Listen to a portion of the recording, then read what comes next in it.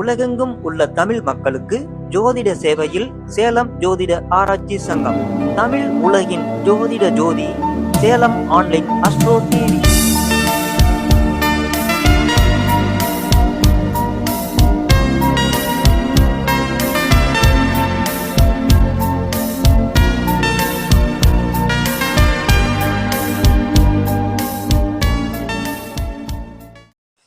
Salem online astro TV நேயர்களே, அன்பு வணக்கம், மாலை வணக்கம். இன்றைய நிகழ்வு ரொம்ப அற்புதமா இருக்குதுங்க. வாழ்க்கைக்கு தேவையான ஒவ்வொரு விஷயத்தையும் அழகழகா நமக்கு புட்டு சொல்லிட்டு இருக்காங்க. இப்போ அடுத்து நமக்கு சிந்தனை கொடுக்கறதுக்காக வந்திருக்கிற ஒரு ஐயா சாதாரணமான ஆள் இல்லை.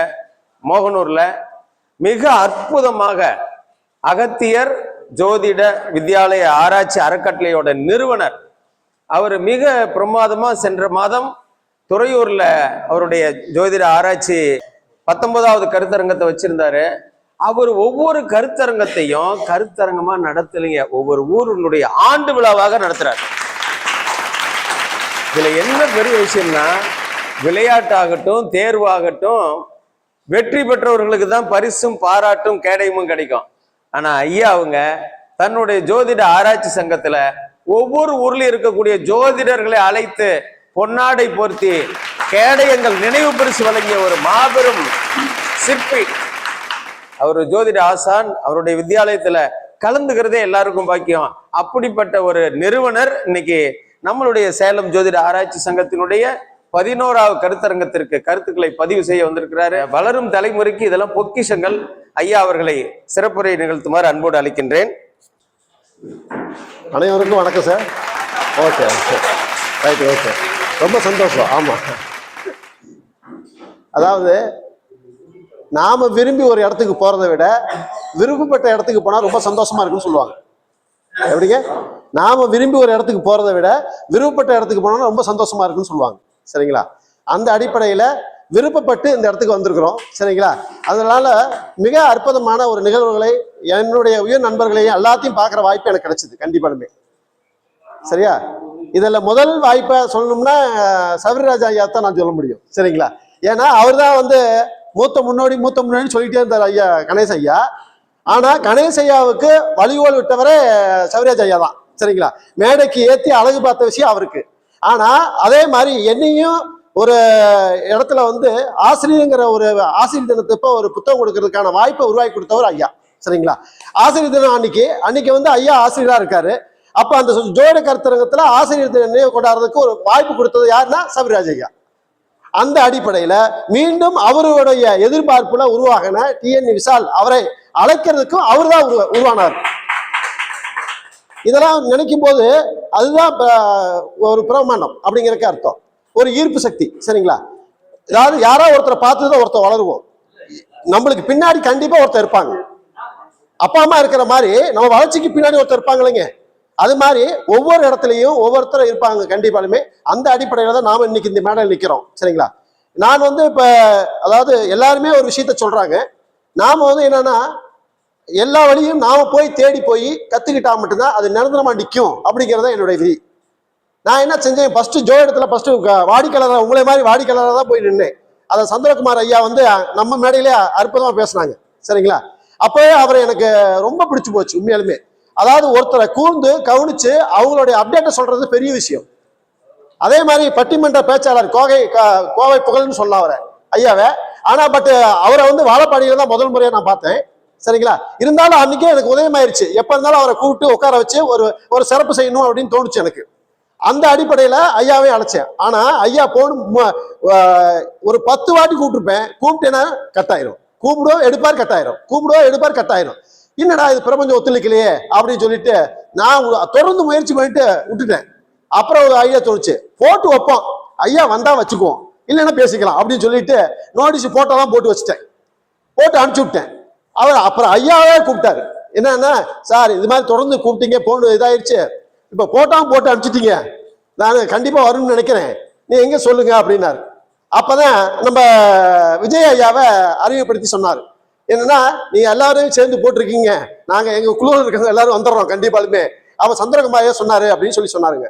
அப்ப அதாவது நாம ஒருத்தர் நேச்சோம்னா என்னைக்கா ஒரு நாள் நம்மளோட கூட நின்று தோளுக்கு தோளா நின்று அந்த காரியம் ஜெயிக்கிறதுக்கு உதவுவாங்கன்னா கண்டிப்பா உதவுவாங்க. அது எந்த மாற்று கருத்தும் கிடையாது. அதுல எனக்கு சீனிவாஸ் ஐயாவை ரொம்ப பிடிக்கும். ஆனா அவரோட கான்ட்ராக்ட்ல பண்ண முடியாத ஒரு சுச்சுவேஷன். சரிங்களா? என்ன காரணம் அப்படின்னா, அவர் ஒரு ஸ்வீட் கடையில வேலை பார்க்கறதா என்கிட்ட முன்னாடி சொல்லியிருக்காரு. அப்ப நான் பார்த்துட்டு கூப்பிட்டாதான் சார் அப்படிம்பாரு. சரிங்களா? ஆனா இவ்வளவு தூரத்துல இருந்து வருவாங்களா அப்படிங்கிறதுக்காக தான் அதெல்லாம் நான் குறைச்சிக்கிட்டேன். இல்லைன்னா கண்டிப்பா அனைவரையும் கூப்பிடறதுதான் எனக்கு வாய்ப்பு. நான் இந்த அதாவது யார் நடத்துற இடத்துலயும் நான் போய் நடத்துறது இல்லை. அது ஒண்ணு, அது ஒரு நான் உறுதியாக வச்சிருக்கிறேன். ஒரு சின்ன கருத்தரங்கு நடத்தினாலும் சரி, அந்த இடத்துல போய் நம்ம கருத்தரங்கு நடத்தக்கூடாது. ஏதோ நடத்தாத ஊர்ல நடத்தினோம்னா நம்மளுக்கு சிறப்பு, அவங்களுக்கு சிறப்பு அப்படிங்கிற அடிப்படையில தான் நாம பயணம் பண்ணிட்டு இருக்கிறோம். சரிங்களா? இன்னைக்கு சேலம் ஜோதிட ஆராய்ச்சியாளர் சங்கத்துக்கு வந்ததுக்கு முதல் என்னுடைய நன்றி கலந்த வணக்கத்தை தெரிவிச்சுக்கிறேன் அனைவருக்கும். அதாவது அதுல இதனுடைய தலைவர் ஐயா சந்திரகுமார் ஐயா எனக்கு முன்னாடியே அறிமுகமானவராக இருந்தாலும் கூட இன்னைக்குதான் அவருடைய கருத்தரங்கு ஆரம்பிச்சு முதல் தலைமையேற்ற பொறுப்பு எனக்கு கிடைச்சிருக்கு. அதுக்கு ஒரு வாழ்த்து தெரிவிச்சுக்கிறேன். அதுல கௌரவ அழைப்பாளராக நம்மளுடைய உயிர் நண்பர் விஜயன் ஐயா இருக்காங்க. அது ஒரு சிறப்பான விஷயம். சரிங்களா? அடுத்தது நம்ம பட்டிமன்ற பேச்சாளர் ஐயா துரைசாமி ஐயா இருக்காங்க. சரிங்களா? அவங்களுக்கு உண்மையாலுமே ஒரு பாராட்டு தெரிவிக்கணும். சரிங்களா? ஏன்னா அவங்க அதாவது பட்டிமன்ற பேச்சாளர்ங்கிறது மிக சிறப்பான விஷயம். சரிங்களா? ஆனா அவங்க ஜோதிடத்துக்குள்ள ஜோதிட கருத்துக்களை சொல்ற அளவுக்கு வந்திருக்காங்கன்னா அப்ப ஜோதிடம் எவ்வளவு பெரிய பொக்கிஷம் பாருங்க. இன்னைக்கு நிறைய படிச்சவங்க பூராமே தொழில் கொடுக்கற ஜோதிடம் தான். ஆனா ஒரு காலத்துல ஐயா சொன்ன மாதிரி ஒரு காலத்துல மதிக்கப்படாத தொழிலா இருந்துச்சு. இன்னைக்கு எல்லாரும் வரவேற்கிற தொழிலா இருக்குது கண்டிப்பாலுமே. ஆனா இதுல என்னதுங்க, ஜோதிடத்துல என்ன முக்கிய விஷயம் இருக்குங்க, 8வது தான் ஜோதிட கலையே. ஆனா 8வது கலையே அவமான கலைன்னு சொல்றோம். சரிங்களா? அதாவது என்னென்னமோ சொல்றாங்க, புதையல்னு சொல்றாங்க. ஆனா அந்த புதையல மறைக்கிற அடிப்படையில அது அதிகமா சொல்றது என்னங்க, தற்கொலை. சரிங்களா? கெட்டது நெகட்டிவ் பாயிண்ட் தான் அதிகமா கொடுக்குறாங்க. சுக பாயிண்ட் கொடுக்கறதே கிடையாது. 8ஆம் இடத்துக்கு மறைவு சார்ந்து கெட்டு போயிட்ட, நீ வாழவே முடியாது அப்படிங்கிற பவருக்கு 8ஆம் இடத்தை தான் முழுமையா எடுத்துக்கிறாங்க. ஆனா அந்த தொழில் தான் இன்னைக்கு கொடி கட்டி பறக்குது கண்டிப்பாலுமே. ஏன் சோறு போடுறது, அதாவது வேலை இல்லாதவருக்கு உண்மையாலுமே ஒரு விஷயத்துக்குள்ள நான் வந்திருக்கேன் அப்படின்னா எனக்கு லக்னாதிபதி 8லங்க. ஐயா சொல்லும் போது சொல்லணும்னு நினைச்சேன். ஏன் லக்னாதிபதி 8ல தான். நான் அப்ப ஜெயிக்கணும்னா எதை பிடிச்சா ஜெயிக்க முடியும்? ஜோதிடத்தை பிடிச்சா மட்டும் ஜெயிக்க முடியும். வேற எதை பிடிச்சாலும் ஜெயிக்க முடியாது. என்னங்க? மறைபொருள். அப்ப மறைபொருள் எடுத்து கொடுக்குற பவர் யாருக்கு? ஜோதிட ஞானத்தானே உண்டு. அப்ப அந்த அடிப்படையில ஜெயிக்கிற வாய்ப்பு எனக்கு பிரபஞ்சம் கொடுத்துச்சு. சரிங்களா? லக்னாதிபதி 8ல ஒளிஞ்சிட்டு இருந்தா எந்த வேலையும் நடக்க போறது இல்ல. அது அதாவது 8ஆம் இடத்துக்கு என்ன தொழில் இருக்குதோ அதை எடுத்தா ஜெயிச்சுக்கலாம் அப்படிங்கிற அடிப்படையில தான் நான் இதுக்குள்ள வந்தேன். அதுக்காக அதாவது ஒரு 100 சங்கத்துக்கு பக்கமா போயிருப்போம். சரிங்களா? போய் ஒரு வாடிக்கையாளரா 200 ரூபாய் பீஸ் கேட்பாங்க, கொடுத்துட்டு உட்காந்து பார்த்துட்டு வருவோம். சரிங்களா? அதே மாதிரி பேச போறப்ப 1000 ரூபாய் கேட்பாங்க, கொடுத்துட்டு பேசிட்டு வருவோம். சரிங்களா? ஆனா இதெல்லாம் அனுபவம் எடுத்துக்கிட்டதுக்கு அப்புறம் தான் நம்மளுக்கு ஜோதிட சங்க தலைவருங்கிற ஒரு பதவி கிடைச்சது. சரிங்களா? சும்மா கிடைக்கல, இலவசமா கிடைக்கல. சரிங்களா? எல்லாமே அனுபவிச்சதுக்கு அப்புறம் தான் கிடைச்சது. அப்ப கடின உழைப்பு. அதே மாதிரி எல்லா ஜோசியருக்கு பேரையும் எழுதி வச்சுக்குவேன், எல்லா பாயிண்ட் நம்பரையும் போட்டு எழுதி வச்சுக்குவேன். என்னைக்கா ஒரு நாளைக்கு பயன்படுவாங்க. அது அந்த அதிசயம் தான் இப்ப துறையூர்ல நடந்ததுக்கு இத்தனை கூட்டம் வந்ததுக்கு காரணம் அந்த உழைப்பு பின்னாடி இருக்குதுன்னு சொல்றேன். அவ்வளவுதான். சரிங்களா? அதாவது எல்லாருமே தெரியும். ஆனா அதுல கூப்பிடாதவங்க என்ன சொல்லுவாங்க, என்னை பாருங்க அவர் ரவி சார் கூப்பிடல அப்படின்னு சொல்லுவாங்க. அந்த வழியை வாங்கிக்கிட்டாத்த அடுத்த கருத்தை கூப்பிட்டு அவருக்கு கொண்டாட பார்த்த முடியும், கௌரவிக்க முடியும். சரிங்களா? அப்ப அப்படித்தான் நான் ஃபாலோ பண்ணிட்டு இருக்கிறேன். விஜயாவும் நானும் அடிக்கடி மோதிக்குவோம், அடிக்கடி வாக்குவாதம் வரும். சரியா? அவர் ஒன்று சொன்னார், நான் ஒண்ணு கேட்பேன். அதாவது அது மனிதனோட உரிமை, கருத்து பரிமாற்றம். சரிங்களா? இப்ப ஐயாவும் நம்ம ஐயாவும் அவரையும் அப்படித்தான் கேட்பேன். ஆனால் அதாவது கேட்கிற உரிமை இருக்குனாத்தான் நீங்க வளர உரிமை இருக்கும். கேட்கவே இல்லைன்னு வச்சுக்கோங்க, நீங்க பேசுறதா ரைட்டு, நீங்க பேசுறது தப்பு அப்படின்றது மாதிரி இருந்தா அது எதுவுமே வெற்றி ஆகாது. இப்ப ஐயா பேசும்போது கூட ஒரு கருத்தை அவர் எடுத்து சொல்லும் போதுதான் அதுக்காகவே 100 பேர் பார்ப்பான், அதுக்காகவே 100 பேர் பார்ப்பாங்க சார். அந்த மாதிரி ஒரு வாய்ப்பு கிடைக்கும். சரிங்களா? அப்போ மிக மிக அற்புதமாக, அதாவது புத்திரகவுண்டம்பாளையத்துல முருகன் சன்னதிக்கு அருகிலேயே முருகன் போட்டாவோட சூப்பராக அற்புதமா, அதாவது நாங்களாம் செவ்வாய் பவகரணம், செவ்வாயோட ஆதிபத்தியம் பெற்றவங்க, ஆட்டோமேட்டிக்கா வந்துருவோம். எப்படி இருந்தாலும் அது வர வச்சிடும். சரிங்களா? இப்ப இன்னைக்கு அதாவது இன்னைக்கு 1ஆம் தேதி 1ஆம் தேதினாவே அதாவது ஜோதிட கதாநாயகனா யாரு நிறைய பேர் சொல்றாங்க. ஜோதிட கதாநாயகன் சூரியன் தான். சரிங்களா? சூரியன் ஆதிக்கப்பட்டவங்க தான் இது மாதிரி சங்கத்துல தலைவராவோ இல்ல மற்ற நிர்வாக பொறுப்புலையோ ஏதோ ஒரு இதுல எடுத்துக்க முடியும், வர முடியும். ஒரு நாளைக்கு புகழ் அடைவாங்க, கண்டிப்பா புகழ் அடைவாங்க. இந்த அதிகாரம் எங்க இருக்குன்னு தெரியாம இருக்காங்க. எது பலம் எது பலன்னு தெரியாம இருக்காங்க. அதுக்கு என்னால முடிஞ்ச உதவி நான் பண்றேன். சரிங்களா? அதாவது சித்திர மாசம், ஆவணி மாசம், ஐப்பசி மாசம், மாசி மாசம் பிறந்தவங்க சூரியன் பலமானதுன்னு அர்த்தம். சூரியன் பலமானதுன்னு அர்த்தம். அந்த மாசத்துல பிறந்தவங்களா இருந்தாலும் இந்த தகுதிகளும் இருப்பாங்க. சூரிய நட்சத்திரத்துல சரிங்களா, கிருத்திகை, உத்திரம், உத்திராடம் இதுல பிறந்தவங்களும் இருப்பாங்க. அதே மேசராசி, சிம்ம ராசி, துலா ராசி, கடகராசி, கும்பராசி இந்த 4 ராசியில பிறந்தவங்களும் லக்னமா இருந்தாலும் இருப்பாங்க. சரிங்களா? இதெல்லாம் சூரிய பலமானது. சரிங்களா? அப்ப சூரிய பலமானது எது அப்படின்னா சித்திர மாசம், ஆவணி மாசம், ஐப்பசி மாசம், மாசி மாசம் சொல்றோம். அந்த இடத்துல லக்னம் அமைஞ்சாலும் அந்த இடத்துல பெறுவாங்க. அதே மாதிரி சூரியன் அதிக டிகிரி வாங்கினாலும் என்ன செய்வாங்க, அந்த பலத்தோடு இருப்பாங்க. சூரியன் அதிக டிகிரி வாங்கியிருந்தாலும், ஏன்னா அந்த பலம் வந்துருது இல்லைங்க, தலைமை பலம் வந்துருது இல்லைங்க. இப்போ அரசு கரகம்னு எடுக்கிறப்ப சூரியன், செவ்வாய், சனி 3 தான் எடுக்கணும். அப்ப ஐயா சொன்னாரு, ஒரு லக்கணத்துக்கு சொன்னாங்க. அது இப்ப விளக்க சொன்னா எங்க ஐயா வேணாமே, இந்த அங்கதான் உட்காந்துருக்கேன், தொப்பி போடுறதா டக்குன்னு தெரியல. ராஜரத்ன ஐயா அவரு லக்கணத்துக்கு சொன்னாங்க. சரிங்களா? அது ஒரு விஷயக்குள்ள இருக்குது. அது உண்மையாலுமே அது அவர் சொன்னது. அதாவது லக்கணத்துக்கு 7வது லக்கணமா போடணும் அப்படின்னு சொன்னாங்க. சரிங்களா? நான் வந்து அடிப்படையில வந்து சகோதர பாக்குற அடிப்படையில 3ஆம் இடத்துல லக்கணம் போடுவேன். அதான் ஒருத்தர் பிறக்கிறாருன்னா சகோதர பாகம் அப்படிங்கிறப்ப அவர் மூத்தவரா குறிக்கிறேன்னா 11ஆம் பாகம் போடுவான் ரெட்டை குழந்தைக்கு. சரியா? சகோதர பாகம்னா 3ஆம் பாகத்தை போடுவான். அப்படி போட்டுதான் நான் பலன் சொல்லிட்டு இருந்தேன். இப்போ ஐயா பேசுறதுக்கு அப்புறம் எனக்கு ஒரு புரிதல் வந்துச்சு. என்னன்னா 7ஆம் இடத்துல லக்கணமா போடுன்னு சொன்னார். சரியா? அது ஒரு கருத்து, அருமையான கருத்து தான், அதை மறுக்க முடியாது. ஆனால் இதுல என்னன்னா இப்ப செவ்வாய் லக்கணமா இருக்குன்னு வச்சுக்கோங்க, மேச லக்கணமா இருக்குன்னு வச்சுக்கோங்க.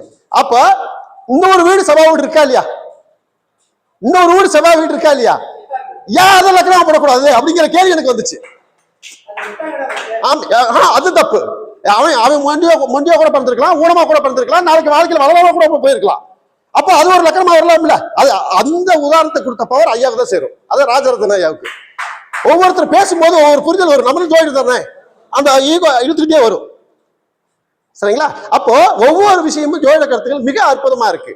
அதாவது பாரம்பரியம் எல்லாம் படிச்சு இப்ப நாமளும் 27 வருஷம் ஆயிடுச்சுங்க. ஜோதிட பீல்டுக்கு வந்து 27 வருஷம் ஆயிடுச்சு. இந்த 1.5 வருஷமா தான் தெரியும் நம்மள. இப்ப கணேஷ் ஐயாவும் நானும் சேம் பர்சன் வச்சுக்கோங்களேன். சரிங்களா? நீங்களா முன்னாடியே வந்துட்டீங்க. அப்ப ஐயா வந்திருக்காருன்னா இவருக்கே என்ன, ஐயாவுக்கு என்ன திசை நடக்கும்? சூரிய திசை நடந்தா மட்டும் தான் இந்த பப்ளிசிட்டில வர முடியும். சரிங்களா? அப்ப சூரிய திசை, ராகு திசை இருந்தால் மட்டும்தான் இந்த ஜோதிடத்துல புகழ் பெற முடியும். சூரிய திசை, ராகு திசை. ஏன்னா சூரியனுக்கு எங்க ராகுக்கு என்னங்க சம்பந்தம் அப்படின்னா, சூரியன் புகழுக்கான காரகன், ராகு பேராசைக்கான காரகன், பிரபலத்துக்கான காரகன், பிரமாணத்துக்கு காரகன். எல்லாத்துக்குமே அதுதானே. பேராசைக்கு அதுதான், அது பிரமாணத்துக்கு அதுதான், புகழுக்கு அதுதான். சரிங்களா? சூரியன் வந்து தற்பெருமைக்கு காரகன், மார்த்தட்டிக்கும். சரிங்களா? நான் தான் பெரிய ஆளு, அந்த இடத்துல கட்டணமா தெரியும், அந்த இடத்துல கட்டி போட்டுருவோம் நம்ம. அப்போ சூரியனும் ராகு ஏன் வந்தாங்க அப்படின்னா, 5ஆம் இடத்தை இதுல காலபுருஷனுக்கு 5ஆம் இடத்தை என்னன்னு சொல்லுவோம்? பூர்வீக ஸ்தானம்னு சொல்லுவோம். சரியா? பூர்வீகனுக்கு அதிபதி யாரு? ராகு. முன்னோர்களை சொல்றது யாரு? ராகு தானே. பாட்டம் பூட்டம் ராகு தானே. அப்ப அதே இடத்துல அதிபதி யாரு? சூரியன். சரிங்களா? அப்ப ராகுவும் சூரியன் இருந்தால் ஜோதிட கலையில அற்புதமா சொல்லிக்கலாம்னு அர்த்தம். சரிங்களா? ஆமாங்க. இப்ப ஐயா என்ன இவர் என்ன ஐயா என்ன நட்சத்திரங்க? அப்ப கண்டிப்பா இவருக்கு ராகு சம்மந்தப்படும். பேசும்போது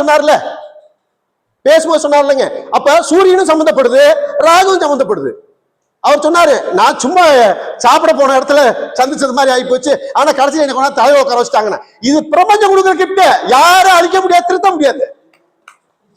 எதா இருந்தாலும் பிரபஞ்சம் கொடுக்கணும் சார். நாம போட்டி புடிக்கிட்டோம், நான் பேசி ஜெயிச்சிட்டோம் அப்படிங்கிறதுக்கு எதுவுமே கிடையாதுங்க. பிரபஞ்சம் எல்லாத்தையும் பார்த்துட்டு இருக்குதுல்ல, நீ நல்லது பண்றியா கெடுதல் பண்றியா எல்லாத்தையும் பார்த்துட்டே இருக்கும். ஒரு சமயம் ஒருத்தர் தூக்கி உட்கார வச்சிரும், மேல இருந்து பொத்து கீழே போட்டுரும். சரிங்களா? அதுல நீ நான்கிறது வீம்புக்காக வேணா பேசிக்கலாமே தவிர அந்த பிரபஞ்ச அனுமதி இல்லாம எந்த அணுவாசையா. சரிங்களா? ஜோதிட கலைங்கிறது மிக அற்புதமான கலை, சோதிச்ச கலை. சரிங்களா? அப்போ அதை கண்டுபிடிக்கிற பாக்கி நம்மளுக்கு கொடுத்துருக்குனாவே அதுக்கு ஒரு பிரபஞ்சத்துக்கு ஒரு நன்றி சொல்லணும் கண்டிப்பா.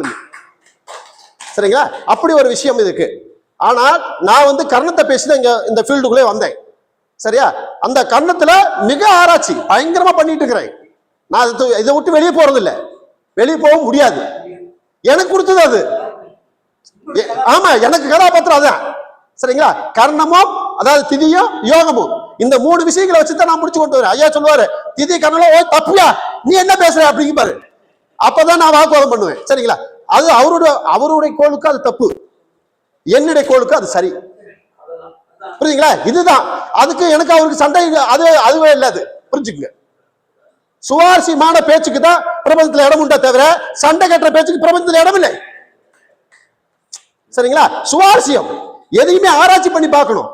இப்ப என்னுடைய அன்பு நண்பர் வடிவேலையா பேசும்போது எல்லாமே ரசிச்சிங்களே, இந்த ரசிப்பு எல்லா இடத்துலயும் கிடைக்குமா? கிடைக்காது. இன்னைக்கு பேசிட்டாருங்க, இது ஒரு லெவலுக்கு போகும் வச்சுக்கோங்க, கண்டிப்பா போவோம் உறுதியாவே. ஆனால் இதே மாதிரி எல்லா இடத்துலயும் கிடைக்கும்னு நினைச்சீங்கன்னா நாம தோத்துருவோம் கண்டிப்பாலுமே. அது இன்னைக்கு அவருக்கு எழுதி இருக்குது எழுத்து என்னது, இன்னைக்கு வடிவேலையா எல்லாராலும் புகழப்பட வேண்டும் அப்படின்னு எழுதி இருக்குது. அதனால மட்டும்தான். ஆமாங்க, புரியுங்களா? கண்டிப்பாலுமே அதாங்க. அப்ப அது புகழ கொடுத்துருதா இல்லையா?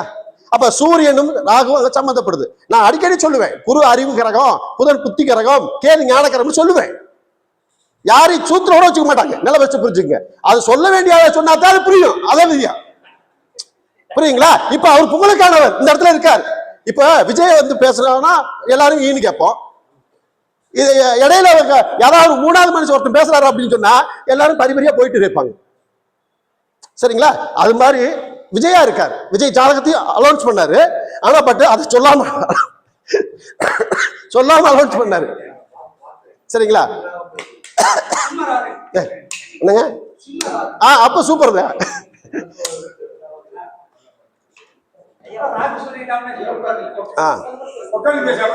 எனக்கு நின்று பேசினா தான் அது சூட்டபுளா பேசும். சரி, ரைட், ஓகே. அதாவது சூரியன் சப்போர்ட் இல்லாம ஜோதிடர்கள் பிழைக்க முடியாது. அதுதான் உண்மையாலுமே புகழுக்கான காரணம். வெளிச்சம் அதுதான் எல்லாத்துக்கும் வெளிச்சம் கொடுக்குது. அப்படி இருக்கும்போது அதை மறைச்சிட்டு எப்படி வளர முடியும்? எதுவுமே வளர முடியாது. ஜோதிடமா இருக்கட்டும், செடி கொடியா இருக்கட்டும், உயிரா இருக்கட்டும், எல்லாத்துக்கும் வெளிச்சம் கொடுக்கறது சூரியன் தான். அப்ப ஒரு மனுஷனுக்கு சூரியன் சப்போர்ட் இருந்தா அவன் புகழோட வாழ முடியுமா? வாழ முடியாதா? வாழ முடியும்.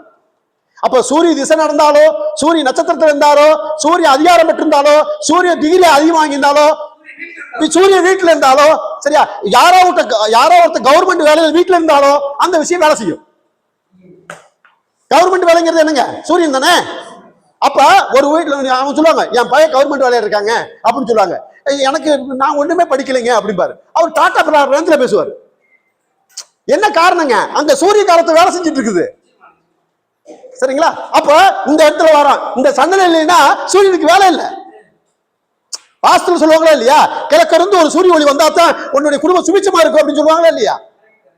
சரிங்களா? அப்ப இது ஒருவேளை இது முழுசா மறைச்சிருந்தாருன்னா இந்த பேச்சுக்கு இடம் இல்லை. சூரியன் பிராசம் வரணுங்கிறான். அப்ப சூரியன் சம்பந்தம் இல்லாம ஜோதிடம் சொல்லிக்காது. ஒண்ணு, ரைட், ஓகே. என்னுடைய கர்ணத்துக்குள்ள வர இன்னைக்கு ஓடுற கர்ணம் வரிசை கர்ணம். அங்கேயும் சூரியன் இருக்காரா? சூரியன் இருக்காரா? 1ஆம் தேதி சூரியன் இருக்காரா? ஏன் அந்த தேதியில பிறந்தவங்களுக்கு சூரியன் வேலை செய்யும். 1ஆம் தேதி 10ஆம் தேதி 19ஆம் தேதி பிறந்தவங்களுக்கு சூரியன் வேலை செய்யும். நான் 19ஆம் தேதி அடியேன் 19ஆம் தேதி பிறந்திருக்கேன். அடியேன் 19ஆம் தேதி பிறந்திருக்கிறேன். சரிங்களா? அப்போ வணிசைகரணங்கிறது சூரியனும் சுக்கிரனும் அதிபதியா வராங்க. எல்லாரும் ஒரு அதிபதி சொல்லி தான் நீங்க பார்த்திருப்பீங்க. நான் ஒவ்வொரு கிரகத்துக்கும் ஒரு 2 அதிபதி சொல்லிட்டு வந்துட்டு இருக்கேன். இன்னமும் பதிவு பண்ண முடியல, அதனால திரும்ப திரும்ப சொல்லிட்டு இருக்கேன். சரிங்களா? ஒண்ணு, சூரியனும் சுக்கிரனும் அதிபதியா வராங்க. எங்க இருந்து சார் சூரியனும் சுக்கிரனும் நீங்க எடுத்தீங்க அப்படின்னா, அதாவது இதுல பாத்தீங்கன்னா வராகிமிர காலத்திலேயே பதிவு பண்ண அடையாளம் தான் சுக்கிரன். வராகிமிர காலத்திலேயே ஜோதிட கலையில அவங்க தானே முன்னோடி. அவங்க காலத்திலேயே பதிவு பண்ண கர்ணம் எதுன்னா கேட்டா சுக்கிர பகவான். இப்ப நடைமுறையில பயன்படுத்தவங்க சூரிய பகவானை பயன்படுத்தி வச்சிருக்காங்க. ஆனா ரெண்டுக்கும் பொருள் விளக்கம் இருக்கு, இல்லாம சொல்ல எதுவுமே. சரிங்களா? நம்ம சௌரியத்தை பார்த்து மாத்திக்கிட்டோம். அப்ப சூரியன் இங்க இருக்கு, இது ஏன் அப்படின்னு கேட்டா, வணிசை கரணம் அதிபதிக்கு யார் விலங்கு? காளமாடு. இந்த காளமாடு எங்க உட்கார்ந்து இருக்குது? ரிஷபத்து வீட்டுல. ரிஷபத்து வீட்டுல காளமாடு இருக்கா இல்லையா? அப்ப அது ரிஷப வீட்டுக்கு அதிபதி யாரு? சுக்கிரன். அதுதான் சுக்கிரனுக்கு அதிபதியா கொடுத்திருக்காங்க அவங்க. சரிங்களா? அப்ப அதே மாதிரி அப்ப இது அந்த காளமாடுங்கிறது எந்த கோயில்ல பிரதோஷம் கொண்டாடப்படுது அப்படின்னா, காளமாடு சிவன் கோயில கொண்டாடப்படுது. சிவன்னா சூரியன். சரிங்களா? அந்த சூரியனுக்கும் அதிபதியாகவும் சுக்கிரன் அதிபதியாகவும் கொடுத்திருக்காங்க. சரிங்களா?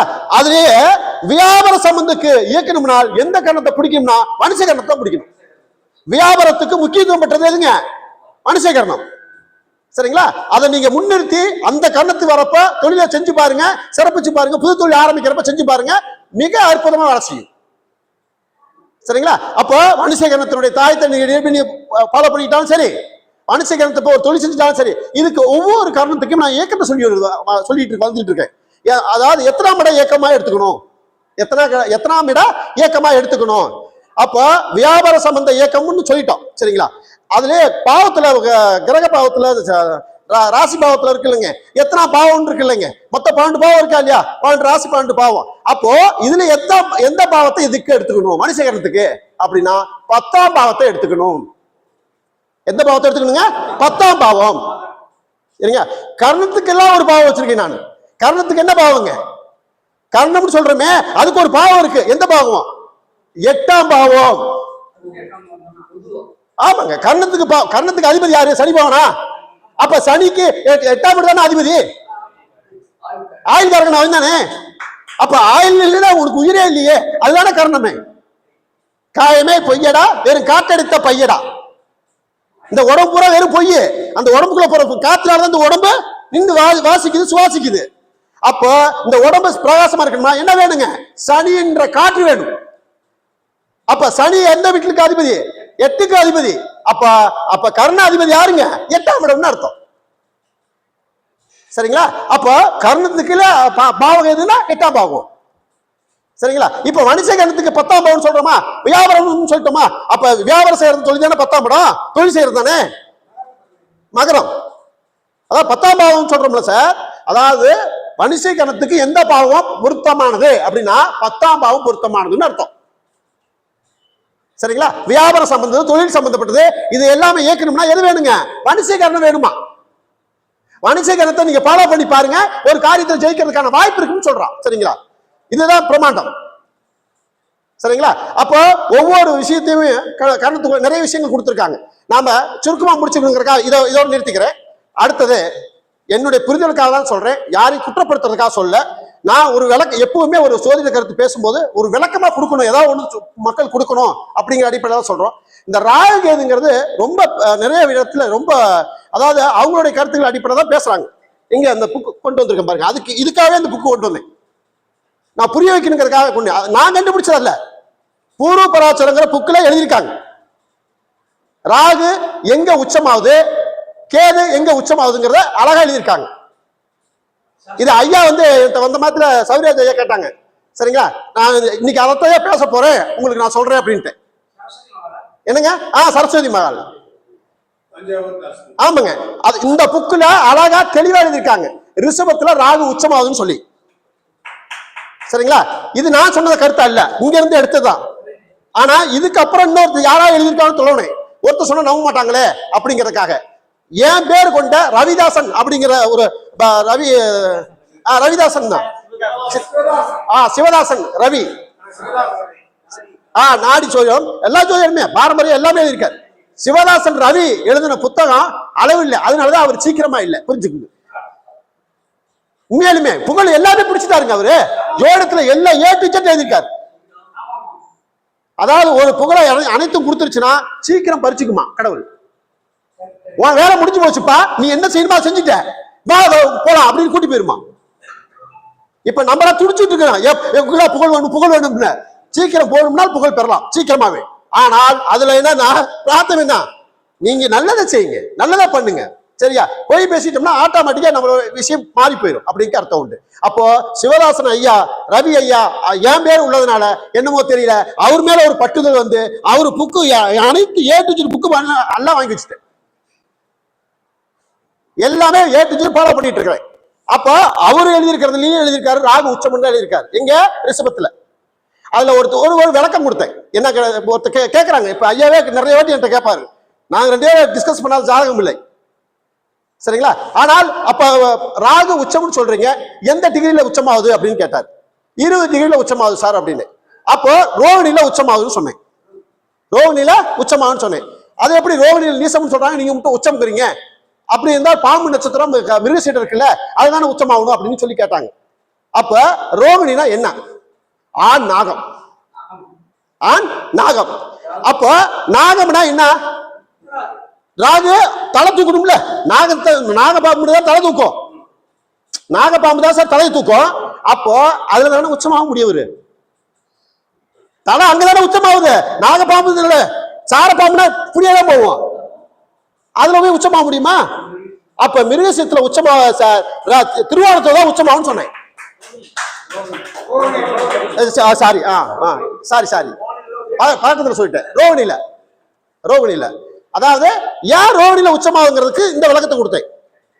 மிருகசீடங்கிறது சாரப்பாம்பு, இது வந்து என்னதுங்க நாகப்பாம்பு, நாகம் தான் தலை தூக்கம், தலைக்குத்தான் கதாநாயகன் ராகு. அதனால அப்ப ராகு எதுல உச்சமாகும்? ரோகிணியில தான் உச்சமாகும் அப்படின்னு சொன்னேன், சரிங்களா? இப்போ இது இந்த அளவுக்கு அழுத்த நிறுத்தமா இருக்கும்போது எப்படி சார் நம்ம ஜோதிடா இருந்துட்டு மாறி வெளியே போக முடியும்? சரிங்களா? அப்ப கேது அந்த இடத்துல நீசமாகுதா? அந்த இடத்துல நீசமாகுது அப்படின்னா 3 கட்டத்துக்கும் பாதிக்குதுங்க. செவ்வாய் ராசி மேசமா, மேசம், ரிஷபம், மிதுனம், இந்த 3 இடத்துக்கும் டச் ஆகும்.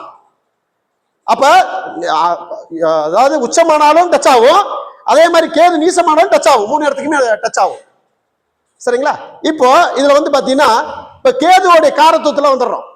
இப்ப இந்த உச்சமனு உங்களுக்கு கன்ஃபார்ம் ஆயிடுச்சு, எதுக்கு விளக்கம் கொடுத்துருக்கேன்னு தெரியுதா? அப்ப கீழே வந்து யாரு உச்சமா வராரு? கேது உச்சமா வராரு. மேவாய் கீவாய்ன்னு சொல்லுவோம். மேவாய் கீவாய், மேவாய்ங்கிறது ராகு தானே. அப்ப இங்கதானே சாப்பிடுறோம், அதுதானே 2ஆம் இட வாய். 2ஆம் இட வாய் ஆசன வாய்ங்கிறது கீழ்வாய், போசன வாய். ஆமா ஆமா, அதாவது மேல 2ஆம் இடம் என்ன? சாப்பிடுற வாய், சரிங்களா? அப்ப ரிஷப வாய் ஒரு வாய். அப்போ அங்க ராகு உச்சமான தானே அந்த வாய் இயங்கும், ராகு உச்சமான ராகு இயங்கும். அப்ப இயங்கினா சாப்பிட்டா தானே அதை முன்னேற்றம் பண்ண முடியும். அதே மாதிரி கீழே இருக்கிற வாய் இயங்கினாத்த மோசம் பிரியா போனாத்த நீ என்ன செய்ய முடியும்? இயங்க முடியும். அப்ப கேள்வி தானே அங்க உச்சமாகணும், அதான் ஏன் சொன்னோம். அப்ப கேது கீழே உச்சமாகணும், இப்ப மேல உச்சமானது எதுங்க? 2 ஒரே இடத்துல உச்சமானா எப்படி பலன் வேலை செய்யும்? சரிங்களா? அப்ப இது அர்த்தம் இருக்கா இல்லையா? அர்த்தத்தை தான் எடுக்கணும். நம்ம எண்ணி எடுத்தீங்கன்னா பலனை எடுக்க முடியாது, என்னை பார்த்தீங்கன்னா பலன் எடுக்க முடியாது. அதுக்குள்ள இருக்கிற அர்த்தத்தை பாருங்கன்னு சொல்றேன். லாஜிக் இல்லையா? வேற அர்த்தம் இருந்தா பதிவு பண்ணுங்க. அதுதான் ஜோதிடத்திலே ரியலான ஒரு கருத்து. உண்மையிலுமே சொல்லப்போனா எல்லாமே ஏதோ ஒண்ணு எதிர்பார்த்து தெரிஞ்சுக்கதான் வந்திருக்கவங்க. இது கருத்தரங்கம் தான், வெறுத்தரங்கம் இல்லை, கருத்தரங்கம். சரியா? கருத்தரங்கும் போது என்ன செய்யணும்? அவங்க கருத்துக்களை பகிர்ந்துகிட்டு ஏதாவது இருந்தா தெரிஞ்சுக்கிட்டு அதை திருத்திக்கிட்டு வெளியே போகணும்னு அர்த்தம், புரிஞ்சுங்க. அப்ப இந்த கருத்தரங்கம் மூலம் தான் நான் புது கருத்துக்களை தெரிஞ்சுக்கிறோம். அன்னைக்கு எந்த கருத்தரங்கம் சார் இருந்துச்சு? யார்கிட்ட போய் தெரிஞ்சுக்கிட்டீங்க? எல்லாமே சூச்சமா சொல்லி எழுதி வச்சுவாங்க, எதுவுமே தெரிஞ்சுக்க முடியாது. இன்னைக்கு எல்லாமே பேர் வாங்குற ஆசையில இப்ப ஐயா ஒரு சூச்சமத்தை கொடுத்தாரு, நான் ஒரு சூச்சத்தை கொடுத்தேன், கணேச ஒண்ணு கொடுத்தாரு, ஜவஹர் ஒண்ணு கொடுத்தாரு, விஜய் ஐயா ஒண்ணு கொடுத்தாரு, ஆளுக்கு ஒரு சூச்சமத்தை கொடுக்குறோம். இதுல நீங்க பாராட்டணுமே தவிர ஐயோ அவர் என்னோட எச்சா பேசிட்டாரு அப்படிங்கிற கருத்து வேறுபாடு இருந்தா என்னைக்கு முன்னேற முடியாது, சரிங்களா? எனக்கு வெறி என்னது, இதை எப்படியாச்சும் உள்ள கொண்டு போய் மக்கள்கிட்ட சேர்க்கணும் அப்படிங்கறதுக்காக. அப்ப மேவாய் ஜெயிக்கணும்னால் ராகு உச்சமாகணும், கீழ்வாய் ஜெயிக்கணும்னால் கேது உச்சமாகணும். இதான் விளக்காது. ஐயா கேட்டார்ல, என்ன கேட்டாருங்க? அதாவது வேதன்னு சொன்னாங்க, ஏதாவது விளக்கம் கொடுத்துருக்காங்களா அப்படின்னு கேட்டாரு இல்லைங்க. விளக்கம்லாம் கொடுக்கல, கொடுத்துட்டா நீ போயிடுவேன்றதா கொடுக்கல, அவ்வளவுதான். நீ கண்டுபிடிச்சுக்கோ, உன் திறமை இருந்தா நான் கண்டுபிடிச்சுக்கோ, ஆராய்ச்சி பண்ணு, அதானே சொல்லிடும். ஏய் மரபூல் தானே சொல்லிடும் சொல்றீங்க. நான் வந்து வழி காட்டிட்டேன், என்னால முடிஞ்ச அறிவை கொண்டு நான் காட்டிட்டேன், நீ உன்னால முடிஞ்ச புத்திசாலியை வச்சு பயன்படுத்திக்க அப்படிங்கிறா. சரிங்களா? இதுதான் விளக்காதுல. அப்ப ஒவ்வொரு விஷயங்களும் புரிஞ்சு கிடக்குது. அப்ப கேதுக்கு இதுவா, அப்ப ராகுக்கு என்ன சார் எப்படி வரும் அப்படின்னா, பிடிக்கிறது என்னதுங்க, பின்றது, பிடிக்கிறது, கவ்வுறது, இது எல்லாமே ராகுவோட வேலை. இருக்கிறது இதெல்லாம் ராகுவோட வேலை. சரிங்களா? அப்போ 3ஆம் இடத்துல திருவாதிரை நட்சத்திரம் இருக்கு. கையில அட்டி இருக்க பிடிக்கிறியா, காமம். 3ஆம் இடம் காமஸ்தானம், ஆதிக்கம். சரியா? அதாவது அன்புனால கட்டி அணைக்கிறது அணைப்புதான், ஆவேசத்துல கட்டி அணைக்கிறது அணைப்புதான், சண்டைக்காக பண்றது அணைப்புதான். சரிங்களா? இப்ப அது சண்டையும் இருக்குது, அன்பும் இருக்குது, ஆவேசம் இருக்குது, காமமும் இருக்குது, அணைப்பு. அப்போ அது முதல்ல கை தேவைப்படுதா, அப்ப 3ஆம் பாவம் கை தானே. அப்ப கையில ஒரு பொருளை பிடிக்க முடியாதா? Right, okay, Rahu. சரிங்களா? அடுத்தது கேது, சாரி ராகு ஏழுல எங்கேயா, அதுக்கு எங்கேயா கொண்டு விட்டாங்க அப்படின்னு கேட்டீங்கன்னா, அதுலதான் அதாவது அங்க பெண் உறுப்பை சொன்னோம், இங்க ஆண் உறுப்பை சொன்னோம், இங்க பெண் உறுப்பை சொல்லணும். சரிங்களா? அது ராகுவா அது இயங்கும், சுவாதி என்னவா இயங்கும், ராகுவா இயங்கும். அப்ப ஆண் உறுப்பை கவர உறுப்பு எதுங்க, பெண் உறுப்பு. சரிங்களா? அப்போ அந்த அது ஒழுங்கான முறையில கவனாத ஒன்னு இன்பமயமான சந்தோஷத்தை நீ பெற முடியும், புரிஞ்சுக்கணும். சரிங்களா? அப்ப கவுதல் அங்க வந்துருச்சா, ஓகே. அடுத்த ராகு எங்க இருக்குது, 11 அது கால் காலு 11 கால் தானே. அந்த கால் 2 பின்னல் போட்டாத உன் வேற சந்தோஷமா நடக்கும், புரிஞ்சுக்கணும் இல்லையா? அப்போ ராகுதான் ஏன் பேராசின்னு சொன்ன, ஏன் பிரமாண்டம்னு சொன்ன, போகாரன் சொன்ன, பேராசை போகாரகன். இந்த போகம் அந்த காம திரிகோணம் ஒண்ணு, அந்த போகங்கிறது எதுனால வந்துச்சு, யார்கிட்ட போக இருக்குதா, பெண்ணுகிட்ட தான் போக இருக்குதா. சரியா? அதுதான் ஆண்கள் மூலம் எப்பவுமே சன்னாசிடா, பெண்கள் வந்து போகக்காரன்டான்பாங்க, புரிஞ்சுக்கணும். ஏன்னா ஆண்கள் என்னைக்கா இருந்தாலும் சன்னாசியா போயிடுவான், ஆனா பெண்கள் சன்னாசியா போக முடியாது. அன்னைக்கு கிடையாதுங்க, இன்னைக்கு எல்லாம் உண்டு, நடிப்புக்காக உண்டு, அவ்வளவுதான் தவிர. ஆனா உண்மையாலுமே சன்னாசி யாரு போவா, ஆணு. ஏன், அவன்கிட்ட தானே கேது இயங்குது, அவன் தானே சன்னாசி ஆக முடியும். பெண்ணுகிட்ட என்ன இருக்குது, போகம் தான் இருக்குது, ராகு தான் இருக்குது. அதனால என்ன செய்ய முடியாது, அவங்களால சன்னாசியா ஒரு பொழுதும் ஆக முடியாதுன்னு அர்த்தம், புரியுங்களா? அப்போ ஒவ்வொரு கிரகத்தையும் எவ்வளவு அற்புதமா அந்த விஷயத்துக்குள்ள பதிவு பண்ணி வச்சிருக்காங்க. ஏன்னா இந்த ராகு உண்மைங்கிற விஷயத்தை ப்ரூவ் பண்றதுக்காகவே இதெல்லாம் தேடுதல் பண்ணேன். நான் எனக்கு யோகி யாரு, ராகு. அப்ப யோகியா இருக்கிறவனுக்கு ராகு பத்தி சொல்ற அறிவு இல்லைன்னா வேற யாருக்கும் இல்லை அப்படின்னு முடிவு பண்ணிதான் இதை நான் ஆராய்ச்சி பண்ண ஆரம்பிச்சேன். சரிங்களா? இப்ப இன்னைக்கு வந்திருக்கிறேன், நீங்கள ராகு திசை நடக்கும்னு நினைக்கிறேன். உங்களுக்கு இல்லைன்னா கண்டிப்பா வந்திருக்க முடியாது. என்ன திசை நடக்குது பாத்தீங்களா? ஏன்னா அந்த அனுமதியோட தாங்க ஒரு இடத்துக்கு கொண்டு போகுது இல்லையா, ராகு தானே பிரமாண்டம். அப்ப 1ஆம் நம்பர் சூரியன் வந்துட்டார்ல, இங்க ராகு வந்துட்டார்ல, அப்ப சூரியனுக்கும் ராகுக்கும் ஒரு டைப் உண்டு.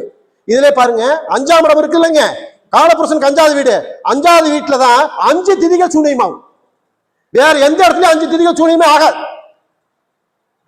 5 திதிகள் சூனியமாகும். எப்படிங்க, சஷ்டி திதி சூரியன் வரும், புரியுங்களா? திரையோதசி திதி சூரியன் வரும், திரிய திதிக்கும் சூரியன் வரும், நவமிக்கும் சூரியன் வரும், தசமிக்கும் சூரியன் வரும். அப்ப 5 திதிக்கு ஒரே இடம் சூரியன் வர்றதுங்க சிம்மம் மட்டும்தான். அதனாலதான் சொன்னேன், முன்னோர்கள் விஷயத்தை வழங்கணும்னா 5ஆம் இடத்தை இருக்கப்படுறான் தான். சரிங்களா? 5ஆம் இடம் இல்லைன்னா நீ வாழ்றதுக்கு அருகதை இல்லைன்னு தான், புரிஞ்சுக்கணும். ஏன்னா 5ஆம் இடங்கிற அவ்வளவு சிறப்பான விஷயங்க அதுல. சரிங்களா? ராகுக்கு சொந்த வீடு இருக்குது, கேதுக்கு சொந்த வீடு இருக்குது. சரிங்களா? அதாவது இப்ப நம்ம அப்பை மகன் வச்சுக்கோங்க, அப்பனுக்கு ஒரு வீடு சொந்த வீடு இருக்குன்னா அது மகனுக்கு சொந்தமாகுமா இல்லையா, மகனுக்கு சொந்த வீடு இருக்குன்னா அப்பனுக்கு சொந்தமாகுமா இல்லையா, ஆகும். அப்போ ராகு நட்சத்திரம் இருக்கிற வீடு ராகுக்கு சொந்த வீடுன்னு அர்த்தம், புரிஞ்சுங்க. கேது நட்சத்திரம் இருக்கிற வீடு கேதுக்கு சொந்த வீடுன்னு அர்த்தம். ஆமா, அந்த இடத்துல இருக்க அதிகாரம் அவருக்கு கிடைக்குமா கிடைக்காதா? ஆமாங்க, 3 வீடு ராகுக்கும் சொந்தம், 3 வீடு கேதுக்கும் சொந்தம். இப்ப நீங்க மாந்தி எடுக்கிறீங்க, மாந்திக்கு நட்சத்திர சாரமும் இல்ல, புரியுங்களா? வேற எந்த கிரக தொடர்பும் இல்ல, அந்த பஞ்சாங்கத்துல இருக்கிற பாசாரமும் இல்ல, ஆட்சி விடும் இல்ல, எதுவுமே இல்லாத கிரகத்தை வச்சுட்டு நீங்க பாடு சொல்றீங்க. ஏன்னா இந்த இத்தனை இருக்கிறத விட்டு பறக்கிறது கலையிறமே, அப்ப அதுக்கு அது வேஸ்ட்லவா? ஆமா, அது சொந்த நட்சத்திரமே இல்லாத மாந்தி எடுத்துக்கிட்டு எல்லாத்துக்கும் சூத்திரம் ஆப்ப வைக்கிறோம், புரிஞ்சுக்குங்க. ஆனா இருக்கிற நட்சத்திரம் விட்டு பறக்கிறது கலையிறமே, சரிங்களா? அப்ப ஒரு நட்சத்திரம் இயங்கணும்னா நட்சத்திர துணையோட அது செயல்படும் அப்படிங்கிற அடிப்படையில, அதாவது நிறைய பேர் பேச மாட்டா, ரைட், ஓகே, நானும் துண்டு போத்திட்டு பேசலாம்னு நினைச்சேன், அது ஸ்லோவா அது அப்படியே வந்துருச்சு, ரைட், எது பேசலாம், ரைட், ஓகே, ரொம்ப நன்றி. அதாவது எனக்கு வாய்ப்பு கொடுத்த இந்த பிரபஞ்சத்துக்கும் இந்த சேலம் ஜோதிட ஆராய்ச்சி சங்கத்துக்கும் பட்டிமன்ற பேச்சாளராக புகழ்பெற்று வரும் கோவை துரைசாமி ஐயா அவங்களுக்கும் என்னுடைய அன்பு, அதாவது இருவரும் ஒரு, அதாவது சொல்லப்போனா நண்பரா பழகிதான் இந்த இடத்துக்கு வர்றதுக்கான வாய்ப்பு கிடைச்சது. நான் அவரை அழைக்கிறதுக்கு அப்புறம் தான் அவர் என்னை அழைக்கிறதுக்கான வாய்ப்பு கிடைச்சது. ஆனால் நான் யாரையும் அழைக்கணும்னு விருப்பப்பட மாட்டேன். என்ன காரணம், நாம ரொம்ப தூரத்துல இருக்கிறோம், நல்ல பெஸ்ட் புரிஞ்சு. ஆனா எந்த இடத்துக்கு கூப்பிட்டாலும் நான் கூப்பிட்டா போயிருவேங்க. நீ லண்டன்லயே வச்சு கூப்பிட்டாலும் நான் போயிருவேன். ஏன்னா கூப்பிட்டுதான் மதிக்கணும்னு நினைப்பேன். அப்ப அவரை மதிச்சாதான் நம்மளே மதிக்கிறதுக்கு 10 பேர் வருவான். யாரோ ஒருத்தர் கூப்பிடுறாங்கன்னா சும்மா கிடையாதுங்க, சும்மா கூப்பிட வைக்காது, சரிங்களா? ஏதோ ஒரு புரிதல், ஏதோ ஒரு தேர்தல் வச்சுதான் கூப்பிட வைக்கும். அந்த அடிப்படையில் கூப்பிடும் போது அனைவரையும் மதிக்க வேண்டும், எல்லாரும் சேர்ந்து நல்லபடியா வாழ வேண்டும். ஜோதிட அன்பர்களுக்கும் சரி, ஆராய்ச்சியாளர் சங்கத்துக்கும் சரி என்னுடைய மனமார்ந்த நன்றி கலந்த வணக்கத்தை தெரிவிச்சுக்கிறேன். அகத்திய ஜோதிட வித்தியாத அறக்கட்டளை மேலும் சிறக்க உங்களுடைய ஒத்துழைப்பு வேண்டும் என்று கூறி விடைபெறுகிறேன். நன்றி, வணக்கம்.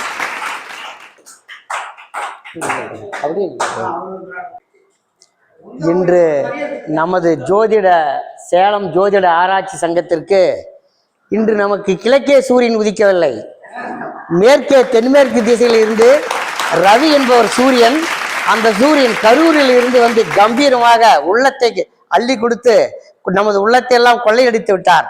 ராகு கேதுகளை பற்றி நீண்ட விரிவுரை ஆற்றினார். மிகவும் சீரும் சிறப்பமாக ராகு கேதுனுடைய தன்மை எப்படி, ஒவ்வொரு கிரகம் ராகு கேது இருந்த என்ன செய்யும் அப்படிங்கிறத நீண்ட நாளாக நமக்கு தெரியாத ஒரு ரகசியத்தை நமக்கு இன்று புலப்படுத்தியிருக்கிறார். அவருக்கு சேலம் ஜோதிட ஆராய்ச்சி சங்கம் சார்பாக நன்றியும் பாராட்டியும் மகிழ்ச்சியும் தெரிவித்துக் கொள்கிறோம். மென்மேலும் எங்களுடைய ஜோதிட சங்கத்திற்கு வந்து இன்னும் மெருகூட்ட வேண்டும் என்று எங்களுடைய தாழ்ந்த பணியன்போடு கேட்டுக்கொள்கிறோம். மற்றும்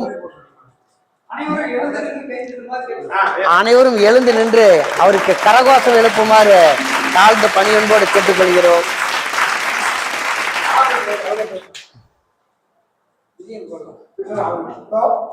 வாங்க வாங்க, எல்லாரும் அப்படி சொல்லுங்க. ஐயா நீங்க பேசுங்க. என்ன நேயர்களே, இன்றைய கருத்தரங்கம் எப்படி போயிட்டு இருக்கு? கொஞ்ச நேரத்துக்கு முன்னாடி நம்முடைய அன்னை ஆர் வடிவேல் ஐயா காமத்திரியோணத்தை பத்தி ஒரு புள்ளி வச்சார். இவர் ஐயா கோலம் போட்டார்.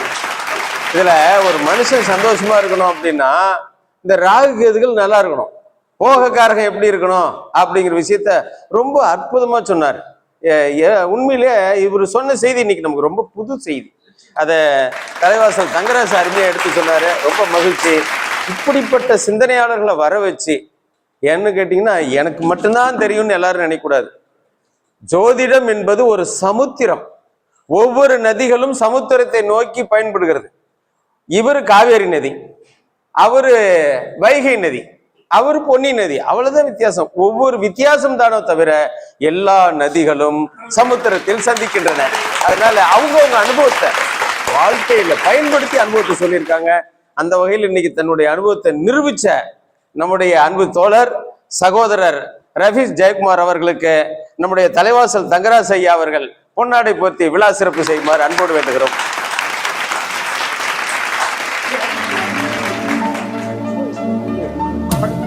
வாங்க எல்லாருமே வாங்க அண்ணா.